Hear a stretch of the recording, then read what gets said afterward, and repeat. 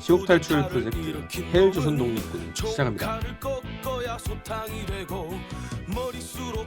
자, 헬조선 독립군 추적자 편입니다.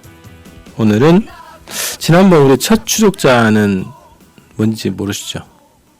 아, 이제 하주희 변호사님께서 나오셔가지고. 알고 있네? 그럼요. 관심이 많으시군요.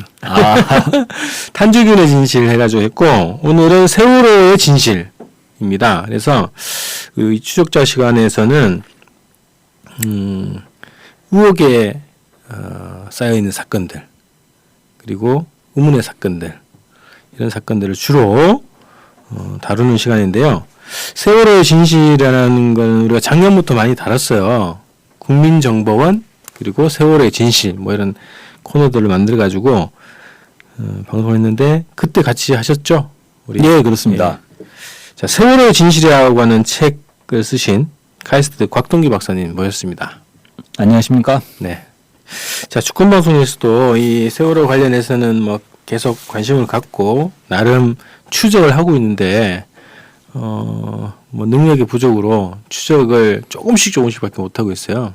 그래서 많은 내용은 아니지만 저희가 지금까지 좀 취재해 오고 추적해 왔던 내용들을 오늘 좀 말씀을 좀 드리겠고요. 우선은 그 청문회가 있었기 때문에 청문회 얘기를 좀 했으면 좋겠습니다. 저희가 3일 동안 생중계를 통해서 이 관련 내용들 좀 영상 기록을 했어요. 우선 그 14일부터 16일까지 이번 달 12월 달이죠. 세월호 특조위에서 첫 청문회입니다. 1차 청문회라고 붙였어요. 네. 청문회 앞으로 이제 여러 차례 원래 이제 계획은 하고 있는데 우선 첫 청문회가 열렸습니다. 오늘 그동안 제가 가지고 있던 확신, 이 세월호 참사, 특별히 구조를 하지 않은 그래서 일어난 이 참사의 배후에 무언가가 있겠구나 라고 하는 99%의 의심과 확신이 오늘 하루 청문회를 하고 나니까 분명히 그 뒤에 무엇가 있구나 200%의 확신으로 바뀌게 되었습니다. 이 점 오늘 나오신 해경 관련된 증인 여러분께 진심으로 감사드립니다. 분명히 그 뒤에 무언가가 있구나 하는 확신을 안겨준 여러분들께 진심으로 감사를 드립니다. 청문회 얘기부터 먼저 해보죠. 청문회 전체적으로 보시기 어땠어요? 평가를 해보면. 4.16 인대 측에서 그렇게 얘기했지 않았습니까? 매우 미흡한 청문회였고, 무엇보다도 새누리당 쪽에, 그러니까 특조위 자체에서도 특조위 내부가 여당 추천 인사가 있고, 새누리당이 추천한 인사가 있고, 야당 추천 인사가 있고, 이렇게 섞여 있지 않습니까? 근데 새누리당 쪽의 인사들이 청문회장에서 다 이제 나와버렸고, 그래서 사실상 뭐, 청문위원들도 상당히 줄어버렸고, 그보다 더 심각한 문제는 사실 청문회에 나온 증인들이 매우 무책임한 발언으로. 벌써 많이 본 것 같지 않아요? 그 장면들? 그런 무책임한 발언은 광주 학살 만행 5.18 청문회 과정에서 신군부 세력들이 보여줬던 그런 이 무책임한 행태를 그대로 답습한다고 볼 수 있는데, 이번 세월호 청문회에서도 증인들이 매우 무책임한 그런 발언으로 사실상 일관을 하고 청문회에 참석하신 유가족 분들을 사실상 좀 모욕하지 않았나 그런 생각이 듭니다. 네. 하지만 그럼에도 불구하고 특조위 쪽에서도 준비 기간이 짧았죠. 하지만 세월호 참사의 진상에 대해서 새로운 의혹들 그리고 새로운 문제점들을 그 와중에도 파헤쳤다라는 거. 예. 그리고 그런 부분들이 사실상 세월호 진실을 규명하는데 한 걸음 더 전진하게 만들었다는 그런 성과가 있다는 점은 반드시 좀 짚고 넘어가야 된다고 보고요. 그래서 청문회가 매우 유의미한, 매우 유력한, 그리고 조사위원회의 형식을 띠고, 그리고 우리 국민들이 세월호, 그러니까 공권력이 없지 않습니까? 국민들은 조사권이 없지 않습니까? 조사권이 없는 국민들이 세월호 사건을 보고 이해하는 데서는 청문회가 매우 유력한 하나의 좀 방법이 아닌가 그런 생각이 많이 들었습니다. 네. 그래서 저도 이제 첫날 현장에 딱 가봤는데, 네. 와, 어떤 느낌이었냐면, 청문회가 이제 초기에 첫 시작하고 얼마 안 지나서 딱 그 장면을 보는데, 청문 이제 특조위원들이 있고 그 이제 증인들이 나와 있고 그렇죠. 그 뒤에 이제 가족들이랑 이제 네네. 방정석이 쭉 있는데 네. 와 지난 1년 동안 우리 가족들이 이걸 이렇게 만들어냈구나라는 전율이 느껴지더라고. 네. 그 증인들이 우리가 보기 어려웠잖아요 그동안. 그렇죠. 직접 얘기를 듣고 싶었는데 네. 얘기도 안 하고 꽁꽁 네. 숨겨놨는데 어쨌든 청문회장으로 불러냈다는 얘기죠. 네. 그래서 그 자체가 저는 그 자체가 일단 감동이었다는 거고 그다음에 말씀하셨던 것처럼 철저하게 이제 작전을 짜고서 나왔어요. 증인들이 나와서 뭐 어쨌든 모호하게 만들었지만 사건의 진실을 은폐하기 위해서 그렇게 보였지만 어쨌든 중간중간에 중요한 단서들이 좀 많이 확인되는 과정이었다. 이렇게 좀 보여집니다. 그래서 그 몇 가지 우리가 좀 짚어낼 수 있는 쟁점들 몇 가지 좀 살펴보는 걸로 좀 시작을 해보죠. 제일 먼저 이제 첫날 그 1, 2, 3정 그 김경일 정장 네. 지금 구속되어 있어요. 그래서 교도관들하고 같이 이제 그 수갑을 차고 나왔더라고. 네. 그래서 나와서 가장 주목을 받은 첫날 증인이었는데요. 그래서 1, 2, 3정 관련한 얘기들 얘기부터 좀 시작을 해볼까요? 예. 선원들인지 몰랐다. 자기들이 구출한 사람들이. 김용일 정장은 그렇게 이제 계속적으로 그런 입장을 냈고 청문회장에서 그렇게 이야기했죠. 하지만 특조위 위원들이 이제 질문을 한 내용이나 그리고 이미 영상에서 그 해경 1, 2, 3정이 제공한 영상이 있지 않습니까? 그렇죠. 그 영상 내용이 어떤 부분이 나옵니까? 무엇보다도 누구나 우리 국민들 다 아시는 것처럼 이상하게 해경이 침몰한 세월호에 선미 그 출입구가 있는 꼬리 방향으로 가는 게 아니라 한가운데 옆에 있는 조타실로 가는 그런 이해할 수 없는 행동들을 보였고 무엇보다도 처음에 구조한 그 사람들이 조타실에서 나왔지 않습니까? 그럼 해경이 찍은 동영상이 그대로 나오죠. 근데 조타실에는 일반 승객이 출입을 할 수가 없는 구역이죠. 통제 구역이죠. 그죠. 가본 적이 없어요. 그죠. 선원들만이 갈 수 있는 부분이죠. 조타실에서 나오는 사람들은 누가 보더라도 선장 또는 선원님이 분명한 상황입니다. 그리고 또한 구조된 선원 14명 중에 무려 9명이 작업복을 입고 있었어요. 그렇죠. 딱 뭐 검색해 보시면 딱 나옵니다. 작업복.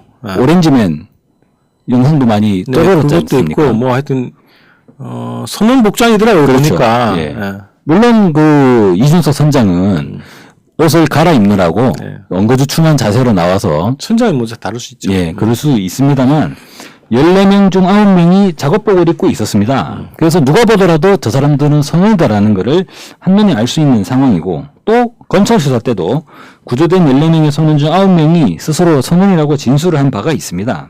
구조 당시에 그 구조한 해경한테 네. 자기는 선원이다라고 얘기를 했다는 거잖아요. 그렇죠. 예. 그런데 그런 내용들을 가지고 알고 그런 상황들이 밝혀져 있음에도 불구하고 본인은 몰랐다라고 하면 끝까지. 예.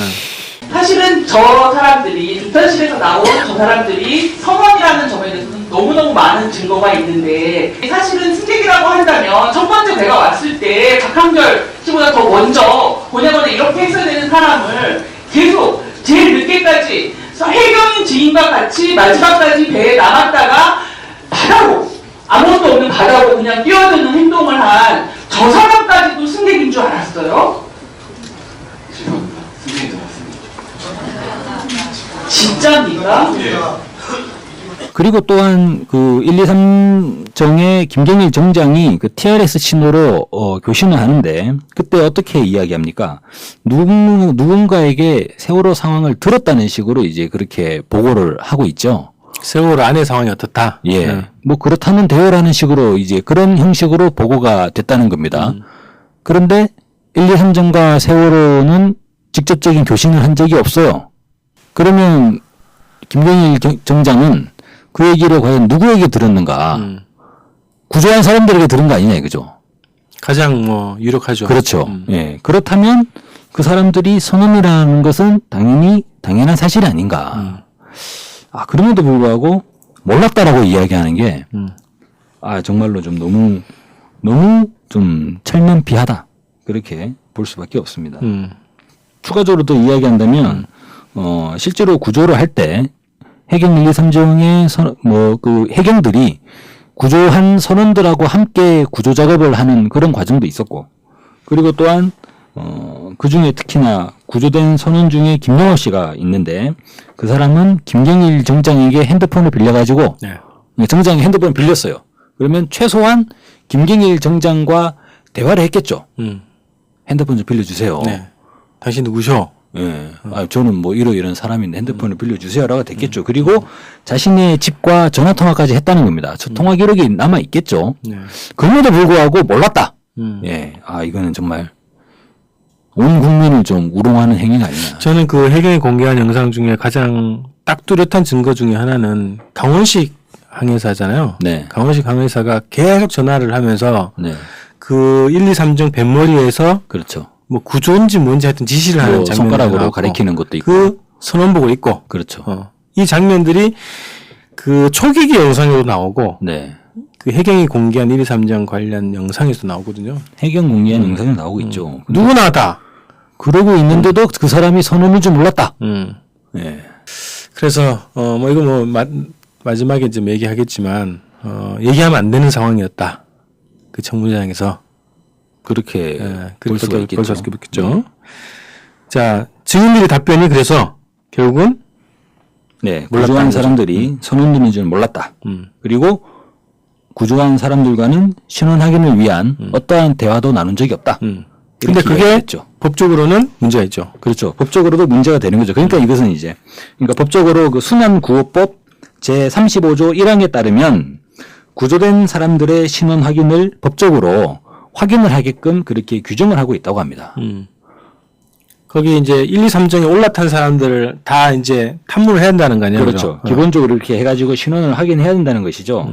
그런데 몰랐다라고 하는 것은 김경일 정장이 판단하는 거죠. 그러니까 알아도 문제가 되고 몰라도 문제가 되는 건데 몰라도 문제가 되는 쪽을 선택했다는 거지 않습니까 지금. 그러네. 예. 그러면 선언인 줄 알았다고 하면은 그거보다 더 큰 문제가 그러니까 이제 순전히 개인적 차원에서 이 문제를 본다면 이거를 선언인 줄 알고 구조했다고 진술을 하게 되면 이 순환구호법 제35조 1항을 위반한 것보다 더 큰 문제가 발생하기 때문에 이렇게 진술을 하는 건가? 사실상의 그런 이제 매우 철면피한 답변을 하는 것인가라고 충분히 저희가 예상할 수가 있는 거예요. 그렇죠. 약한 법으로. 그렇죠. 약한 쪽을 택하는 거죠. 자, 두 번째 의혹 있어요. 자, 17일 날, 사고 다음 날이죠. 작년에. 대통령이 현장 방문을 하면서 오후 1시부터 8시까지 구조 수색을 위한 잠수가 진행되지 않았다. 그렇습니다. 이런 얘기가 있죠. 예. 4월 17일 대통령이 이제 침몰 현장을 방문했을 때 당시 상황입니다. 대통령이 방문하던 무렵 대통령이 현장으로 갔을 때 그 오후 1시 이후부터요 저녁 때까지는 입수를 안 했죠. 12시 30분경에 이제 20번째 입수를 한 다음에 8시경까지 8시 30분에 그 다음에 저녁 8시입니다. 8시 30분경에 입수를 할 때까지 그러니까 한 8시간 정도죠. 8시간 정도는 입수를 안 합니다. 왜 그랬죠? 그때 그 아까부터 사진상에도 나왔지만 그때 기상이 엄청 안 좋았습니다. 한 파도가 한 3m 이상 쳐서 그때 그 잠수를 할 수 있는 그런 여건이 아니었었습니다. 아, 그래요? 그 당시에요. 4월 17일 네. 흐리고 가끔 비라고 되어 있고요. 파고가 0.5에서 1m. 그거는 제가 보니까 안 맞는 그 현지 그 기상하고는 제가 현장에 있었기 때문에 너무 잘 압니다. 파도가 많이 쳐가지고. 그러니까 그렇지 않다라는 게 잠수사들의 증언이었어요. 그렇지 않다는 것이. 그 상황. 그러면 대통령이 와서 입수 안 시킨 거죠? 그 당시 파고가 그러니까 파도가 매우 높아서 그리고 기상 상황이 안 좋아서 잠수를 하지 않았다라고 이야기했습니다. 근데 매우 이상하죠. 예. 모든 언론에 박근혜 대통령이 사고 현장을 둘러보는 영상이 다 나갔어요. 그러네. 잔잔하던데? 네. 잔잔하죠. 그러면 김석균 해경청장의 발언은 뭐냐? 이상해지는 거죠. 그러니까 구조와 수색을 위한 잠수가 실시 안 됐다는 거는 확인이 되는 거네요. 일단. 그렇죠. 예. 예. 그걸 인정을 한 거죠. 그래서 잠수를 하지 않았다고 진술을 했기 때문에 잠수를 하지 않은 것은 팩트가 된 것입니다. 네. 근데 그 이유가 뭐냐 이거죠. 음. 그 이유가. 왜 그랬을까? 대통령께서 오시니까 안 열심히 하는 거 보여줘야지. 대통령께서 오시니까 뭐 좀 치우겠죠. 이렇게 좀 깨끗하게. 예. 그럴 가능성도 있고 아니면 뭔가 석연치 않은 네. 어떤 내용이 또 있을 수도 있고. 예. 단순히 그러니까 김석균 전 해경청장의 발언 자체가 이상한 거예요. 당일에 파고가 높은 등 기상 상황이 안 좋았다 그러는데 그것은 사실은 아닌 거거든요. 네. 그럼 이 사람은 뭐냐 이거죠.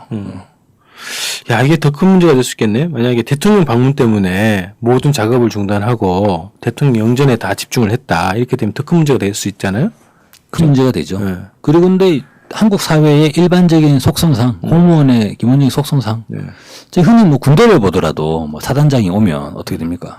열심히 훈련을 하면서 막 장병들이 막 흙먼지를 일으키면서 뛰어다니고 안 그러지 않습니까? 군해를 청소하죠. 일주일 전부터 화장실이 그냥 막 반들반들해지잖아요. 한국 사회가 그런 면이 있기 때문에 이 당시도 설마 그랬던 거 아니냐라는 의혹을 하게 된다는 거죠. 네. 근데 해경에서는 그런 국민들의 의혹을 풀어줄 뭐 몫이 있는 것이고 그리고 이 청문회가 사실상 하나의 기회였던 거예요.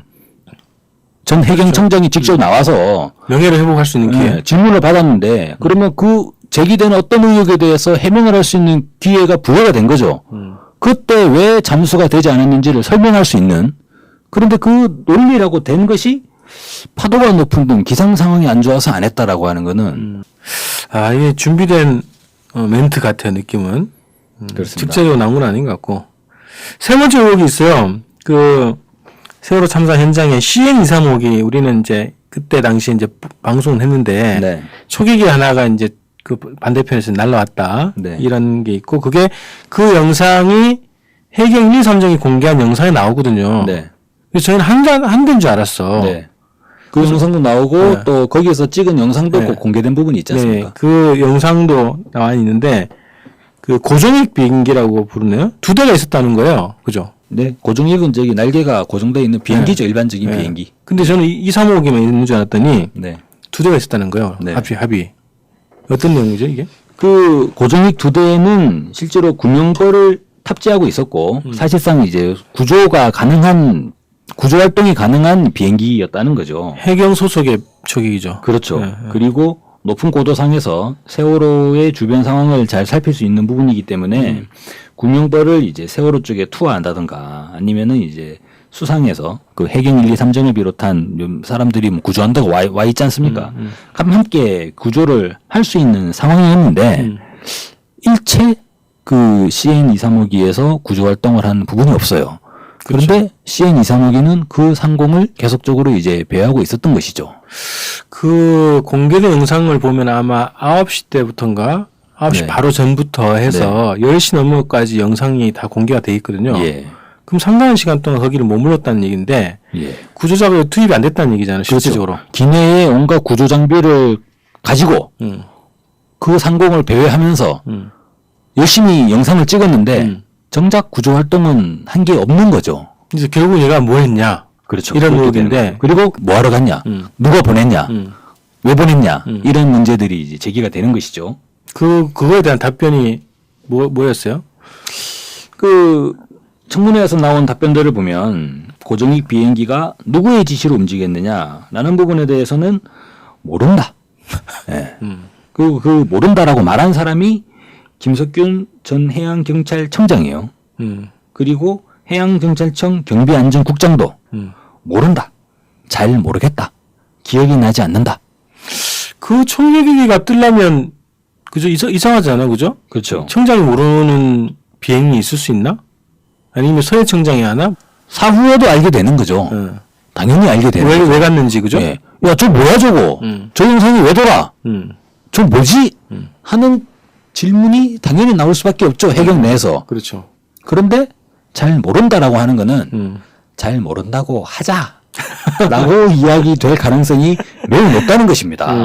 그러니까 이제 그런 항공기가 한번 뜨면 이게 헬기 같은 것도 아니고, 그죠? 네. 고정익 이 비행기이기 때문에 뜨려면 뭔가 절차가 복잡할 것 같고 또 비용도 있을 것 같고. 그리고 네. 그런 비행 이후에는 당연히 활동 보고를 올리지 않습니까? 그렇죠. 그러겠죠. 예. 어. 그래야지 예. 비행기가 2대나 가지고 있다 그러면 그 비행기에 관련된 예산이 배정될 거고 그 예산 소요 명세 목록이 제시가 되지 않겠습니까? 그러면 언제 어떻게 출발해 가지고 어떻게 했고 하다못해 가지고 항공 급유를 하게 되면 항공료 가격도 비싼데 그런 전체적인 예산 같은 것들이 얘기가 되려면 당연히 활동 목록에 대해서는 기본적인 일지가 정리가 되는 게 맞죠. 그래서 그 사고 당일에 그 CN235기가 왜 갔는지 어떤 목적으로 어떤 활동을 하러 갔는지는 아마 정리된 일지가 있지 않을까라고 있겠지요. 생각을 할 수 있죠. 어. 아 이게 무슨 뭐 경찰 순찰차가 아니지 않습니까? 예. 그런데 모른다. 기억이 나지 않는다라고 하는 거는 정말 납득할 수 없는 답변이라는 것이죠. 근데 이게 뭐 같아요? 왜 갔을 것 같아요? 지금 상황에서 저희가 생각할 수 있는 건 영상을 찍으러 갔다. 라고 볼 수 있는 것이죠. 촬영 장비구만. 그런데 영상을 찍어서 그 영상을 어떤 목적으로 찍었느냐 하는 부분은 아직까지 알려진 바가 없는 거죠. 네, 그 영상 어디로 보내려고 했던 것인가? 아니 기본적으로 이제 해경 1, 2, 3 정도 이제 영상을 다 찍었잖아요. 네. 그래서 사고 현장에 대한 기록은 다 남기는 것 같아. 그 뭐 무슨 규정이 돼 있나 보더라고요. 뭐 CN235기도 뭐 그렇겠죠. 네. 그런데 그나마 1, 2, 3정은 어쨌든 사고 현장에 가가지고 무슨 뭐 구조 비슷하게 뭐 하긴 했잖아요. 네. 어쨌든 선언만 구출했지만 그럼 2, 3호기는 뭘 했냐? 결국은 남는 건 영상밖에 없는데 네. 그 영상을 가장 원하는 곳이 어디였을까? 네. 그 녹취록 보면 청와대에서 계속 뭐 영상 보내라고 막 얘기했잖아요. 그렇죠. 그래 그렇게 연결되는 거예요. 네. 그런 목적이 아니었을까? 네. 그렇게 연결될 수밖에 없는 거죠. 그렇죠. 그래서 이건 어쨌든 규명돼야 될 중요한 또 부분이네요. TRS 녹취록이라는 게 여러 개가 돌아다닙니다. 그냥 일반인들한테 또는 이제 해경 내부의 뭐 직원들한테 돌아다니는 게 아니고 조사 주체인 감사원, 그다음에 검찰청, 그리고 국회 이런 데 여러 개가 돌아다니고 있어요. 그래서 그 부분을 좀 확인해 보려고 하는 겁니다. 자, 이 제출 주체에 따라서 작성 방법이 달라지고 중요 내용이 막 달라집니다. 빠져있고 녹취록이라는 거는 여러분 모두 아시잖아요. 회의할 때 회의록을 작성하니까 녹취록은 객관적으로 상황을 그대로 전달해야 합니다. 수정되지 못하도록 관리돼야 합니다. 그런데 지금 뭐 이 녹취록이라는 게 어떻게 돌아다니고 있는지 좀 전에 우리 조영문 지인께서 답변하셨는데 본인도 갖고 있다고. 그 녹취록은 또 어떤 형태일지 사실 알 수 없습니다. TRS라는 시스템 자체가 이제 그 무전하는 거잖아요. 무전기잖아요. 그러면 이제 누르고 이야기하면 다시 띄면 또 지직하면서 소리 들리고 그런 거잖아요. 그렇게 서로 간에 무전 교신을 했다고 하는데 그런 무전 교신의 내용은 하나만 존재할 수 있는 거죠. 왜냐면은 동시 통화가 안 되기 때문에. 전화기처럼 하는 게 아니라 그렇죠. 한 명이 말하면 나머지는 듣는 거죠. 뭐 영화에 많이 나오지 않습니까? 뭐 하라 뭐 오바. 예. 그래서 오버라는 말을 하는 이유가 이제 내 발언이 끝났으니 그 다음 사람 발언하시오라고 말하기 위해서 오버라고 하지 않습니까? 그러면 실질적으로 TRS의 무선교신의 내용들을 보면 순서대로 쭉 나와야 그렇죠. 순서대로 하나의 녹취가 교신 내용이 하나의 교신 내용밖에 나올 수가 없죠. 그런데 이상하게 이 세월호 참사 과정에서는 여러 개의 녹취록이 존재한다는 거예요. 그것도 이상하잖아요. 3개 버전이 있다고 그랬나? 예, 실제로 보면 해경이 작성해서 이것도 신기한 거예요. 작성자가 해경이에요. 해경 아닌가 원래? 그러니까 해경이 작성해서 검찰과 감사원에 제출한 거예요. 그러니까 이거는 해경이 사적으로 만든 녹취록도 아니고 우리가 편의상 한번 만들어 봤다는 것도 아니고 검찰과 감사원에 제출한 이제 정식 공식 문서로 제출한 거죠. 그런데 그 녹취록이 3개의 버전으로 존재한다. 각각 다르게 갔다는 건가? 그렇죠. 그리고 일부 녹취록에는 해경에게 불리할 수 있는 대화가 잘 들림에도 불구하고 들리지 않아 기재할 수 없다는 식으로 나타나 있다는 겁니다. 뭐 이를테면 현장에 출동한 헬기가 승객들 대부분이 선내에 있다라는 부분을 얘기를 했다는 거예요. 그렇죠. 그 얘기 예. 나왔죠. 그런데 녹취록에는 그런 부분이 안 나와 있는 거죠. 3개 다 공이. 그러니까 그런 내용들이 차이를 보이는 것이죠. 네. 해경이 자기들에게 불리한 이를테면 승객들 대부분이 선내에 있다라고 되면 그 사실을 알았다면 해경이 안다면 더 적극적으로 구조에 나서야 되는 건데 그 발언이 만약에 우리는 못 들었다가 되면 어떻게 됩니까? 그걸 못 들었다면 승객들 대부분이 선내에 있는 줄 몰랐다라고 얘기할 수가 있는 거잖아요.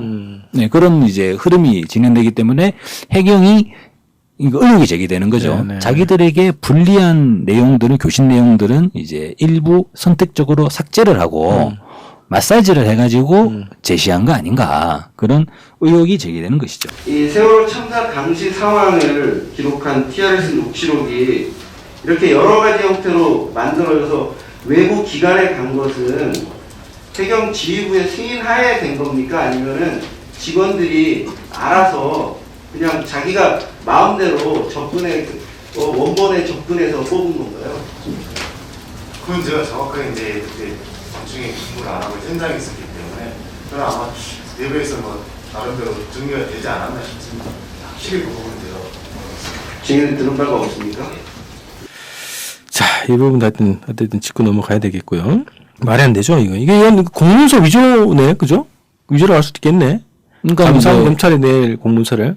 해경이 만든 건데 해경의 책임자들이 전직 책임자이긴 합니다만 해경 책임자들이 증인으로 나와서 자기가 관할하고 있는 그 기관에서 발행한 공문서를 누가 만든 건지 모르겠다라는 얘기를 하고 앉아 있는 거예요, 지금.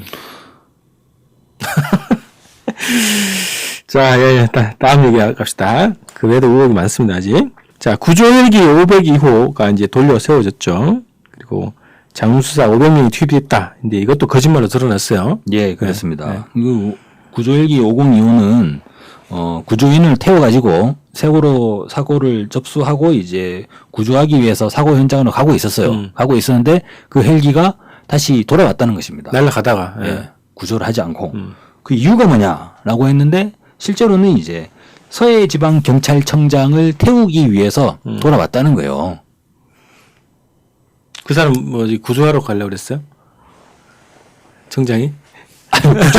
구조하러 가는 건 아니겠죠. 예. 그러니까 경찰청장이 사용하기 위해 가지고 그 구조 헬기를 돌린 거죠. 예. 납득할 수 없는 내용이죠.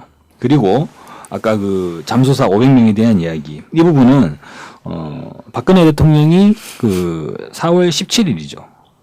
17일에 진도체육관을 방문을 하게 되는데 네. 그때 김석균 전 해양경찰청장이 박근혜 대통령에게 브리핑을 하게 됩니다. 당시 브리핑 내용에서 뭐라 그랬냐면 500명의 잠수사를 투입해서 수색을 하고 있다. 라는 내용으로 대통령에게 브리핑을 했어요. 이거는 사실이죠. 그런 브리핑을 했습니다. 그런데 그 당시에 실제로 투입된 잠수사는 누적으로 다 합쳐봐야 20명에서 최대 80명 정도인 수준. 이것도 정확하게 밝혀진 게 아닌가요, 숫자가? 그렇죠. 실제 예. 숫자를? 이에 대해서 김석균 전 해양경찰청장은 뭐라 그랬느냐. 그 당시 투입이라고 발언한 것은 실제로 그런 500명의 잠수사를 물속으로 투입시켰다는 내용이 아니라 500명의 잠수사를 동원한 의미였다. 많은 언론들이 문제를 지적했고 가족뿐만 아니라 많은 국민들도 비판에 나섰고 사실대로 정확하게 이야기하라라고 해서 후에 이제 실제 잠수사가 몇 명이 투입되고 있다라고 하는 식으로 바꾸게 됩니다. 근데 당시에는 500명이 투입되고 있다라고 그렇게 이야기했고 저 장면은 TV를 통해서 모든 국민들이 다 지켜본 장면이었어요. 잠수사가 555명이 동원되고 있다라고 이야기를 하는 말을 들으면은요, 국민들은요, 와, 잠수를 500명씩이나 하네. 이렇게 생각합니다.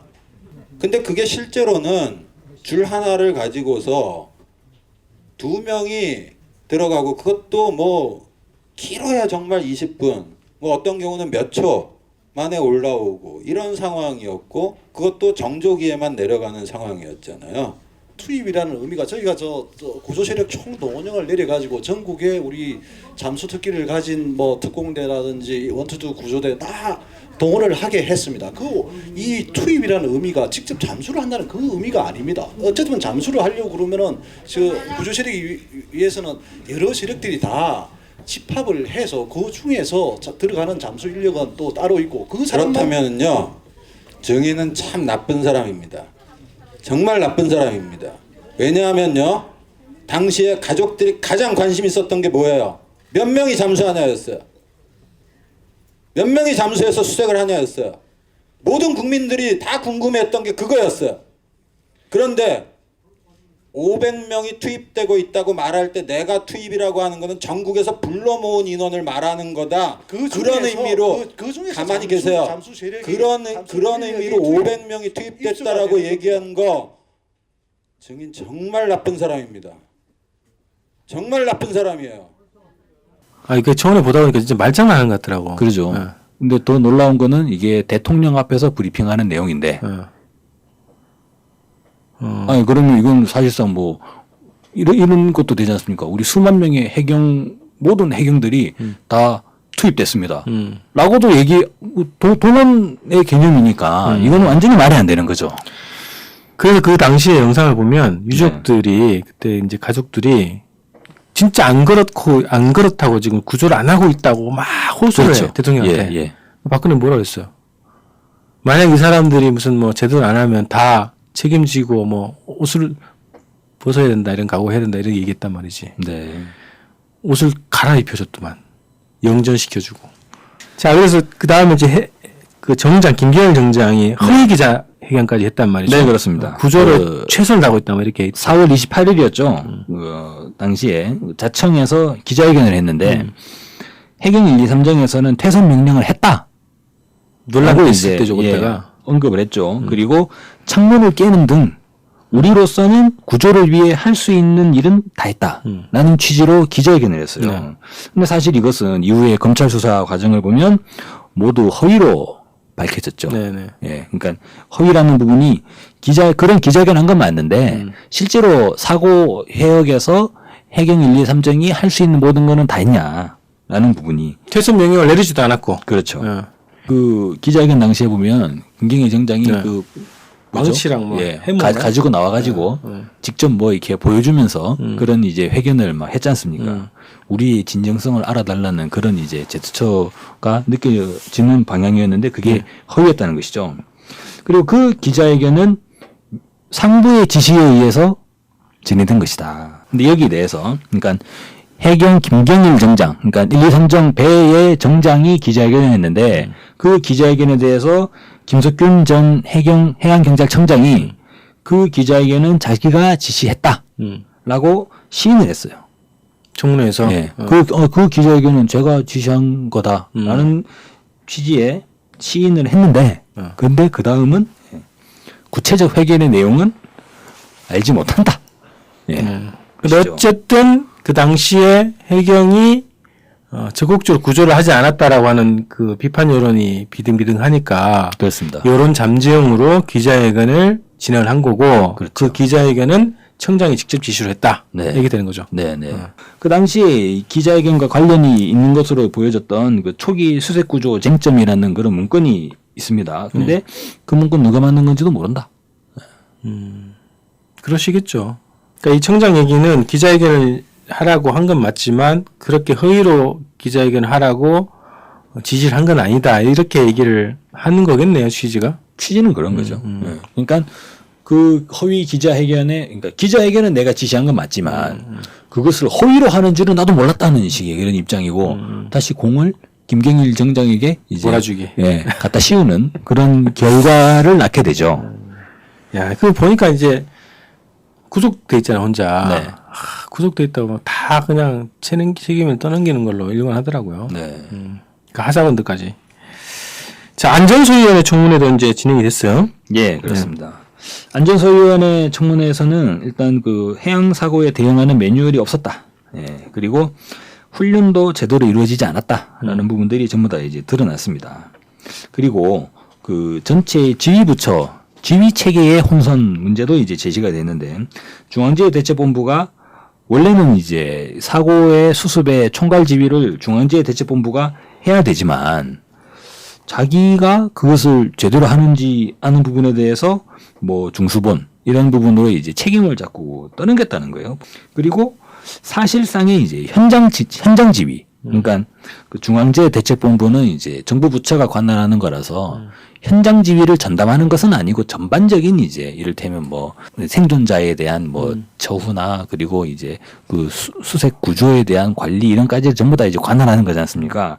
근데 현장 구조, 현장 지휘를 하는 해경 그리고 이제 물론 이제 해경의 서해청장과 목표 해경서장 이런 사람들은 구체적 지시를 하지 않았다는 거예요. 구조와 관련해서 이걸 해라 저걸 해라라는 지시를 하지 않았다는 겁니다. 그리고 그런 지시를 할 권한도 없고 그런 걸 해본 적도 없고 그리고 그런 훈련도 해본 적이 없다. 예. 아니 그 세월호 사건 이후에 해상 사고가 몇 차례 더 있었잖아요. 그 전원 구조도 하고 그죠. 그 이후에도 있었죠. 네. 근데 그 이후에는 이제 뭐 해경도 홍보거리가 되는 거죠. 이제 우리는 정말 잘한다라는 거듭났다. 예, 이제 우리의 진정성을 알아달라. 한 번의 실수였다는 식의 그런 논리가 돼버리는 거죠. 근데 실제로 보면은 그 해경의 전반적 입장은 현장 지휘의 문제를 다 해경 1, 2, 3정 정장 아까 말씀하신 것처럼 지금 구속돼 있는 예, 김경일 정장에게 다 갖다가 뒤집어 씌워버리는 뒤집어 씌우는 건지 모르는 건지는 모르겠습니다만 예, 그런 모습이 느껴지는 거죠. 자, 그 다음에 지원소위원회 청문회. 네. 또 이제 마지막 날 있었는데, 뭐, 저도 자료 보니까 이게 막, 그 시신이 올라왔는데, 네. 그거를 뭐, 그 표식에 직접 유가족이 그 아들 이름 막, 애들 이름 쓰게 하고, 네. 관리도 엉망이고 뭐 하여튼 그랬다는 얘기가 있던데. 네. 예. 맨 처음으로 제시된 것은 생존자 명단도 제대로 갖춰져 있지 않았고, 그러니까 이제 가족들이 사고 현장에 도착했을 땐 누가 구조가 됐고, 누가 구조가 못 됐는지.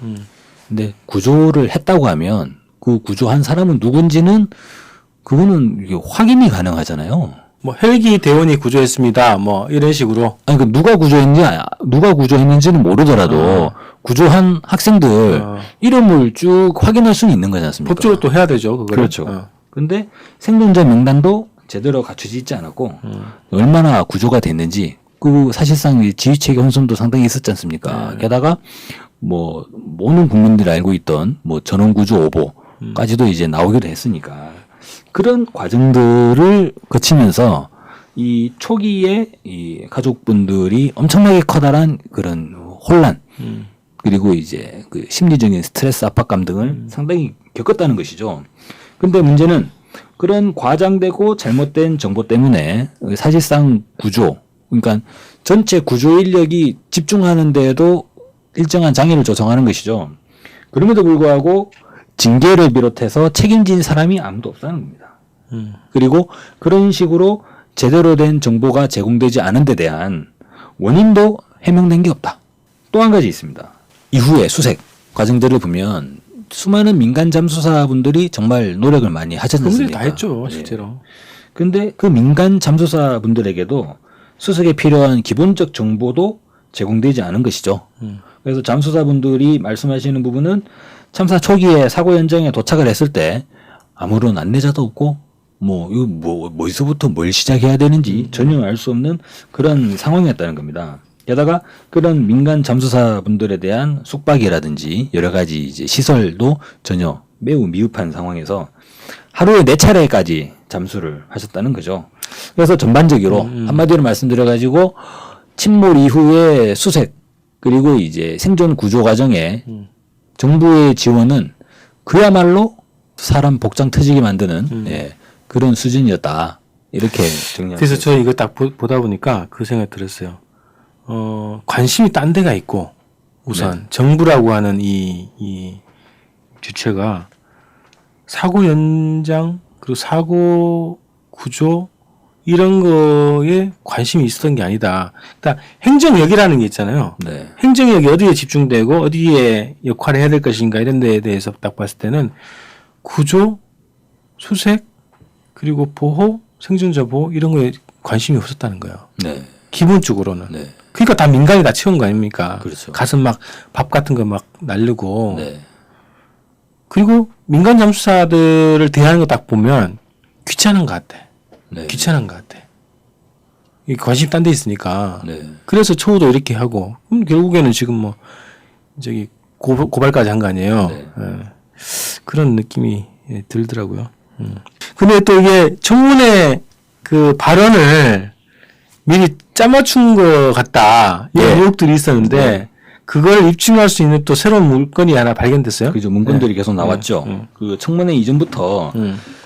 해수부가 배포한 문건이 있습니다. 예. 세월호 특조위 관련 현황 대응 방안이라고 하는 그런 문건이 있었는데 아 이거는 정말 사실상 그 4.16 연대 쪽에서도 입장을 내긴 했습니다만 정말 골 때리는 거죠. 그러니까 특조위가 해수부를 조사하는 게 맞는 거죠. 그렇죠. 근데 여기에 내용을 보면 해수부가 어떤 입장을 내냐면 여당 측 조사위 위원들과 이 교류와 협조를 더 강화하자.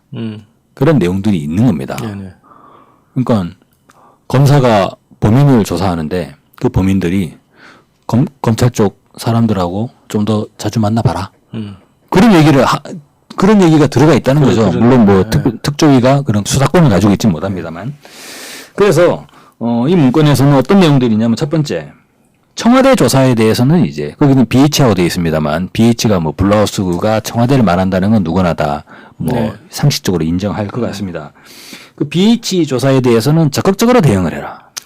그러니까 그게 조사 대상이 안 되도록 만들어라 이런 그렇죠. 얘기죠. 철저하게 막아라 이것이고. 그런데 무조건 막아버리면 또 이상하지 않습니까? 그래서 대신에 그 선내 수색, 네. 예, 그리고 선내 정리, 그리고 이제 그 아직까지 수습되지 못한 미수습자에 대한 인양. 그 인양, 네, 예, 그렇죠. 이런 인양. 부분들은 네. 뭐 적극적으로 보장을 해라. 왜냐하면 아무것도 안 해버리면 또 공격을 받을 수 있으니까 자신들에게 문제가 되지 않는 것들은 이제 열어주고 자신들에게 문제가 되는 건 철저히 막아라라고 이야기하면서 해수부와 특조위 내의 여당 추진위원들 간의 소통 채널을 강화해라 이런 내용들이 이제 들어있다는 거예요. 네. 해수부의 명의로. 야 이건 정말 그러니까 이건 해수부가 작성한 게 맞아요. 그렇죠. 그죠? 예. 그러면 해수부 장관을 비롯한 핵심 간부들은 다 처벌받아야 되는 거 아닌가? 그죠? 특별법을 그죠? 월권행위한 거잖아. 그렇게 해석할 수가 있겠네요. 하여튼 뭐 처벌을 받아야 되겠죠. 네, 네. 그다음 또 하나 있죠. 그리고 그 권영빈 특조위의 진상규명 소위원장이 계신데 이분이 12월 22일에 네. 그러니까 이제 청문회가 끝난 이후죠. 12월 22일에 정례 브리핑 자리에서 세월호 특별조사위원회 청문회 자료라고 하는 문건의 일부를 공개했습니다. 이거는 앞서 이야기했던 현안 대응 방안 문건보다 더 충격적입니다. 이 문건은 대외주의라고 하는 그런 경고문과 함께 작성 시점까지 나와 있습니다. 12월 8일 12시로 작성 시점이 나와 있고 그러니까 청문회 일주일 전에 작성된 것으로 추정이 되는 거죠. 네. 여기 보면은 청문회에서 나올 수 있는 예상 질문들이 쭉 있습니다. 그 예상 질문에 대해서 이러하게 답변을 하자라고 하는 그런 답변이 사실상의 모범 답안이 있는 거죠. 예. 시험지 유출은 아닌 것 같고 시험지는 쟤네들은 모르니까. 시험지는 모르니까요. 그러니까 이제 쪽집게식 과외를 한 거죠. 네네. 네. 아마 나올 문제가 이런 문제가 나올 거니 이런 문제를 이렇게 풀면 된다라는 거를 예상 답안을 미리 준 것이죠. 그래서 예상 질문을 담은 신문 요지가 돼 있고 그에 따른 답변이 항목별로 정리가 돼 있습니다. 그러니까 예상 질문 중에서는 이제 그 가장 예민한 질문들을 쟤네들도 알고 있을 거 아니야. 그렇죠. 그죠. 예. 그거를 주로 정리했고 네. 그거에 대한 답변 방향, 내용을 다 정리해줬다 이런 얘기잖아요. 그래서 앞서의 그 문건, 그러니까 이제 특조위에 대해서 이렇게 대응하자라는 부분은 해수부가 작성한 부분이 많습니다만 여기 나오는 청문회의 진술을 어떻게 할 건가 라는 부분에 대한 부분은 작성자가 누가 작성했는지 모르는 상황이죠, 현재. 그죠. 알려지지 예, 않죠. 그러다 보니까 이게 물론 뭐 해수부에서 작성했을 가능성도 있습니다만 해수부 이외의 권력기관 이를테면 박근혜 정부 하에서 권력기관이 뭐 누가 있겠습니까? 국정원이죠. 예. 국정원이 작성해서 가능성이 있지 않을까. 그 해당 부처의 권한을 벗어나는 진술까지도 그렇죠. 들어있게 되면 네네. 그러면 이거는 그렇죠. 해수부 위에. 그렇죠. 예. 국무총리실은 아닌 것 같고 그렇다고 검찰청에서 이런 걸 하지는 않을 것 같고. 뭐 검찰은 뭐 안 하겠죠. 그죠? 예. 그러면 국정원일 수밖에 없네. 그죠? 그렇게 확신이 들 수밖에 없네요. 그죠? 청와대일 수도 있겠죠. 청와대 직접 몸소. 모르죠. 그거는. 근데 어쨌든 해수부를 뛰어넘는 그럼 국정원 이상. 예. 뛰어넘는 해수부 이상. 예. 기관에서 이거를 그렇죠. 작성했을 가능성이 매우 높다. 이렇게 보여지는 거네. 그렇습니다. 예. 자, 이게 하여튼 어수선, 불성실, 뭐 모르쇠 이런 청문회였는데 성과는 그래도 있었네요. 앞으로 그러면 앞으로 그러면은 뭐 어떻게 해야 될 거냐? 그러니까 무엇보다도 이번에 청문회는 1차 청문회인데 이 청문회를 보시면 전반적인 내용이 침몰 이후의 해경의 구조 상황에 대한 부분이 좀 집중이 돼 있죠. 네네. 그리고 이 침몰 이후에 그 생존자 구조 그리고 생존자들에 대한 처후 이런 부분들이 어떻게 진행됐는가 하는 부분이 좀 주된 초점이 맞춰져 있었는데 정작 이 세월호 사건의 거의 핵심 사안이라고 할 수 있는 침몰 원인에 대해서는 이번 청문회에서는 다뤄지지 못했어요. 그러죠. 예. 그래서 무엇보다도 앞으로의 가장 핵심적인 과제는 세월호의 침몰 원인과 관련된 청문이 이루어져야 되지 않는가. 그럼 누가 나와야 될까요? 그 청해진 해운 쪽에서 나와야 되겠죠. 청해진 기본적으로. 해운. 네. 그리고 이제 선원들이 나와야 되겠죠. 선원들. 예. 근데 일단 이제 그쪽에서 물론 해경도 나와야 될 것입니다. 그리고 이제 그 진도 VTS에 있는 그 직원들 그런 사람들이 물론 나와야겠죠. 관제 관련된 인력들. 예. 그런 쪽에서 그런 사람들을 대상으로 청문이 진행이 돼야겠죠. 국정원도 나와야 되지 않아요? 문건 작성자.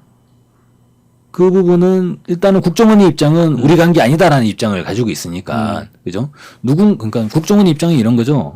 왜 누가 우리 이름을 쓴 거야? 우리는 모르는 일이다라는 이제 입장을 가지고 있기 때문에 하지만 그 작성의 출처도 살펴봐야겠죠. 그리고 청와대. 그렇습니다. 청와대 나와야죠. 예, 청와대 나와야 됩니다. 2차 청문회가 기대가 되네요. 그리고 또 이 1차 청문회에 나왔던 여러 가지 의혹들이 규명이 돼야 되죠. 그래서 추가적인 이 조사 사업이 그러니까 청문이 더 이루어져야 되는 부분이 있습니다. 네. 이 부분도 존재하는데 이것과 달리 우리가 잊고 있었던 부분, 그 침몰 원인에 대한 부분이 좀 차후에 2차 청문회에서는 쟁점적으로 다뤄져야 될 필요가 있지 않느냐. 네. 이런 부분이죠. 그래서 특조위가 또 뭐 온갖 방해와 네. 권한 속에서 활동을 하고 있는데 어쨌든 청문회로 가기 위해서 여러 가지 추가로 조사해야 될 내용들이 굉장히 많아졌어요. 그것도 조사하고 그다음에 2차 청문회를 침몰 원인 중심으로 가면 좋겠다라는 바람이고 그 우리가 몇 가지 좀 짚어봐야 될 게 있어요. 이제 그 조사를 해야 되는 거죠. 특조위가 조사를 이 부분을 추가로 더 조사를 해줬으면 좋겠다라고 하는 몇 가지 좀 부분을 우리가 네. 좀 몇 가지 좀 정리하고 좀 마무리하면 좋겠는데요. 예, 그러시죠. 제일 첫 번째 쟁점이 사고 시각 아닌가요? 네. 도대체 몇 시에 일어났냐 사고가. 네. 그 팟바이스에 나오는 김지영 감독의 분석에 따르면 7시 몇 분대에 이미 무슨 어떤 사고가 발생했다라고 얘기를 하거든요. CCTV 네. 영상을 보면 갑자기 아이들이 그 난간 쪽으로 뛰어가는 장면도 네. 보이고 그래서 바깥으로 바라보는 장면이 보인다는 거예요. 네. 그럼 무슨 사건이 있었기 때문에 그런 일이 있었다 그런 거고 또 하나는 저희가 이제 그 입수한 자료 그 청해진의 김영봉 상무가 작성했다는 그 메모에 보면 배 앞부분에 충격이 있었다. 네. 그리고 침수가 있었다. 뭐 네. 이런 작성된 내용이 있단 말이죠. 네. 그래서 사고 시각이 언제냐가부터 예. 또 다시 규명이 돼야 되는 거잖아요. 네. 그리고 초기에 그 8시경이라고 하는 해수부의 보고 자료가 있었어요.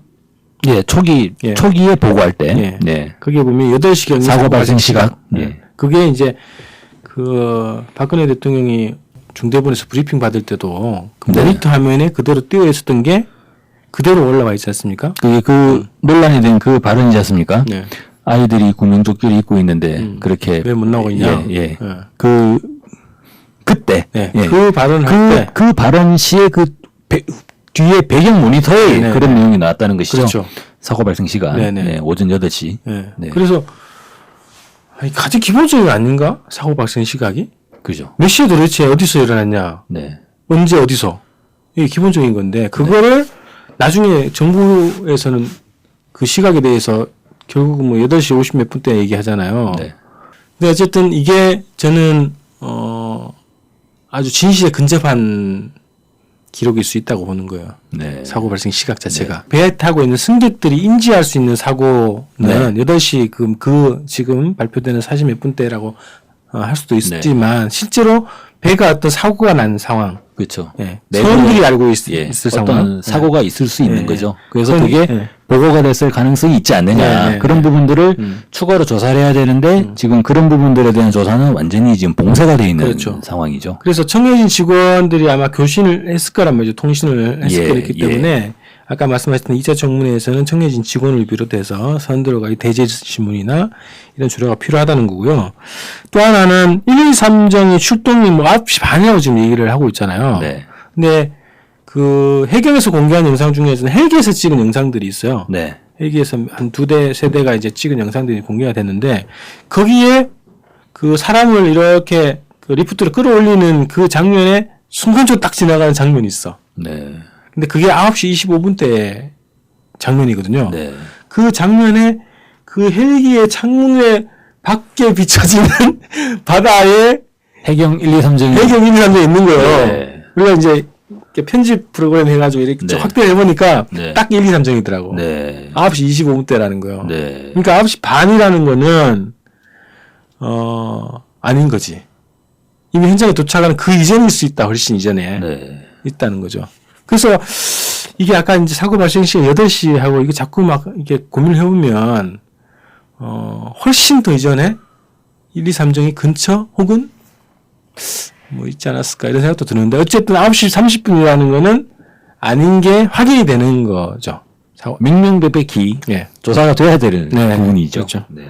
그럼 CN 2355기 이것도 네. 아까 밝혀져야 되죠. 그렇습니다.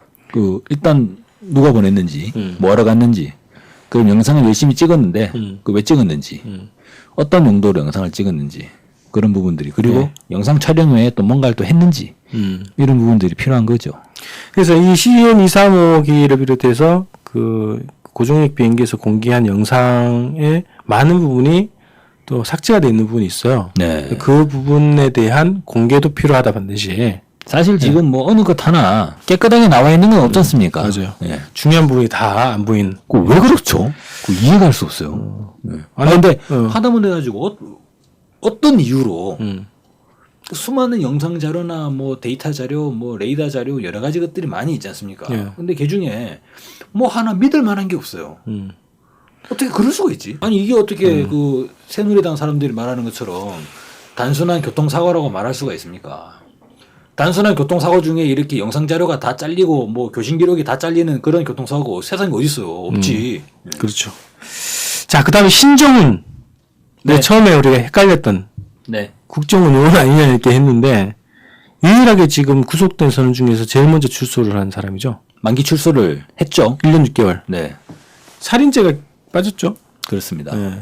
어쨌든 이 사람이 4월 15일자로 입사가 돼 있어요. 네네. 입사 날짜가 돼 있는데 이상하잖아요. 1등 항해사 견습생이라 하더라도 1등 항해사인데 신부도 그리 드러나지 않고 그렇죠. 그죠? 유일하게 살인죄가 빠졌어. 네. 1년 6개월이 됐어. 네. 나왔어 만기가. 네. 그래서 이 사람의 주소지를 제가 이렇게 탐문탐문 해가지고 알아봤더니 제주도라고 우리가 작년 방송에서 얘기했잖아요. 네네. 가봤지. 아, 예. 내가 간 건 아니고. 예. 가봤는데 2014년에는 거기가 주소지가 어린이집이었던 거야. 아, 어린이집? 올해 또 초에 또 가봤네. 아, 한 번 더. 내가 말고 또 그 예. 사람이. 정보원께서. 1월 달에 네. 쌈밥집으로 바뀌어 있는 거예요. 아, 가게가 문을 닫고 어린이집 없어지고 쌈밥집으로 바뀌어 있는 예, 거예요. 예, 예. 어, 식당으로 이제 식당으로 바뀌었죠. 완전 리모델링이 돼버린 네, 거네요. 네. 그래서 이건 뭘까 그 생각이 들었어요. 네. 근데 이제 그 식당 하시는 분한테 물어봤지. 아, 그 전 주인이죠. 그 전에 어린이집 뭐 이렇게. 네. 그래서 젊은 뭐 여성분이 네. 뭐 어린이집 원장으로 했다 뭐 이런 얘기가 있었던 거예요. 아, 그럼 그 쌈밥집을 하는 사람은 어린이집을 하던 사람은 아니고 아니죠. 네. 새로 그러면- 이제 들어온 거죠. 아, 그러면 그 신정훈이라고 하는 그 사람, 그 사람이 주소지로 돼 있는 그 관할구역에서 어린이집을 하는 사람은 누군지는 모릅니다만 어떤 젊은 여성인데 네. 이 사람이 지금은 어린이집을 관두고 네. 그 집을 처분한 거네요. 처분했는지 뭐 이게 계약이 끝난지 이를테면 모르겠지만 뭐, 예, 어떤 네. 그 집과의 관계가 끝나버린 거네. 그렇죠. 그리고 네. 전혀 다른 사람이 그 집에 들어와서 네. 지금은 이제 식당을 운영하고 있다. 예. 그런 거죠. 저희가 계속 추적을 하려고 하고 있고요. 네. 특조위에서도 신정훈을 반드시 불러서 조사를 해야 됩니다. 네. 그죠? 그렇죠. 예. 많은 것을 알고 있는 사람일 거예요. 그리고 일단 그 세월호의 선원들이 기본적으로 조사 대상이기 때문에 네네. 예, 당연히 신정훈 선원도 조사 대상으로 봐야 우선 또 되죠. 출소했기 때문에 그러죠. 빨리 수소문 해가지고 그렇습니다. 조사를 해야 된다는 이런 생각입니다. 자, 마지막으로 특조위의 운영에 대해서 한번 말씀 좀 나누고 정리하죠. 예. 특조위가 이제 법적으로는 논란이잖아요. 언제까지 활동 기간이냐. 새누리당 측과 네. 그 야당 측의 입장 차이가 있는 것이죠. 사실상 특조위가 본격적인 활동은 모르겠습니다. 저는 지금도 저걸 본격적인 활동이라고 할 수 있을까? 상당히 많은 제약 조건들이 있기 때문에 아니, 국회에서 법 통과시켜서 만들었던 이 특별조사위원회를 정부가 그냥 노골적으로 방해하고 있어. 그렇죠. 예산 가지고 장난치고. 그것도 참 이해할 수 없는 상황이죠. 예. 정부가 우리가 조사위를 만들겠다 해서 만들었는데 그거를 제대로 막 유야무야 시켜버리는. 예. 그러니까 이번에 보면은 그 세월호 특조위 관련 현안 대응 방안이라고 하는 문건이 있지 않습니까? 예. 그 문건에 보면 해수부가 배포를 했는데 해수부가 특조위 내에 여당 추진위원들이 있죠. 여당 추진위원들과 좀 소통 채널을 강화하자라고 하면서 어떤 내용이 있냐면 소통 채널 강화하면 당연히 해수부를 방어하는 입장이 되겠죠. 네. 그러다가 특조위 활동 자체가 전반적으로 유야무야 될 가능성이 상당히 높죠. 왜냐하면은 여당 추진위원들은 기본적으로 여당의 뜻을 따를 가능성이 높다고 보여지는데 지금 여당의 뜻이 모르겠습니다. 뭐 세월호의 진실을 명명백백히 밝히겠다라고는 지금 나온 청문회를 보면은 그거는 아닌 것 같고 예. 그러다 보니까 특조위가 과연 이 왕성한 활동을 보장받을 수 있는가 정부로부터 일단 예산 문제가 제기되는 것이죠. 네. 조선일보였습니까? 그 특조위의 예산 문제를 가지고 상당히 좀 이제 공격성 그런 기사를 좀 보도한 언론사가 있었죠. 뭐 명절비 뭐 이런 거요? 예, 아. 그 뭐 대회비로 얼마를 책정해 놓고 뭐 그런 내용들을 보도한 그런 언론이 있지 않습니까? 이런 식으로 여론전부터 시작을 해서 그리고 특조위 내의 여당 추진위원들은 아마 이 문서에 의하면 청와대 관련 BH 관련 조사는 철저하게 아마 이제 방어적으로 나올 가능성이 있기 때문에 그 사실 특조위가 이제 안팎에 안에서도 싸워야 되고 밖에서도 싸워야 되는 이런 상당히 어려운 좀 처지에 처해 있긴 합니다. 하지만 일단은 그런 부분이 있어서 우리 국민들이 세월호 조사의 필요성에 대한 좀 적극적인 지지 그리고 이제 관심을 좀 보일 필요가 있지 않나 이런 부분이 생각이 들고요. 어쨌거나 뭐 기본적으로 예상할 수 있는 부분은 활동 기한은 1년이고 1년 후에 다시 재논의하는 과정이 되는데 세월호 특별법에서 상정했을 그 시간을 기점으로 1년이다. 이렇게 되면 이제 몇 달 지나면 끝나버리는 거죠. 근데 뭐 야당 쪽의 입장은 그렇지 않으니까 6월까지는 뭐 어떻게든 특별조사 활동을 계속 벌여나갈 수 있지 않을까라는 생각은 드는데 그 이후의 과정은 전적으로 우리 국민들이 얼마만큼 이 관심 그리고 여론을 좀 형성하느냐 여기에 달려있는 문제라고 보고요. 또 중요하게는 내년 4월 달에 총선이 있지 않습니까? 예. 총선의 결과에 따라서도 세월호의 진실도 어떻게 표류할지 상당히 좀 우려되는 상황이죠. 자, 이렇게 해서 추적자 세월호의 진실 오늘은 이제 청문회를 중심으로 얘기를 했고요. 저희가 이 부분 앞으로 계속 관심 있게 지켜보고 추적하고 조사하고 취재해서 내용이 또 마련되면 또 세월의 진실편에서도 또 만나 뵙도록 하겠습니다. 그 세월의 진실 저자기 때문에 이 코너에 대해서는 항상 관심을 가지시고 예, 알겠습니다. 세월의 진실을 함께 찾아 나갔으면 좋겠습니다. 예, 그렇게 고맙습니다. 하겠습니다. 예. 일본 장교가 대통령이 되는 나라 친일파 후손이 큰 소리치는 나라 반역과 매국의 쓰레기 모두 건너매고 자주의 깃발 높이 당당하게 미국 놈 밀어내고 일본 놈 이어내고 나타부 손만 잡고 통일하는 나라 양키놈 양수내죠 쪽팔이 쪽팔려해 비로소 민족자도 세워내겠네 이완용 박재순 권중현 이지용 이근택 송병준 박경효 김윤식 이주혜 이두황 우범선 이진호 김태석 김덕기 정봉덕 김서원 정훈 최남선 김환란 이인직 이광수 김동인 주요한 김동환 모윤숙 유치진 홍남파 현재명 김기창 정춘수 조선일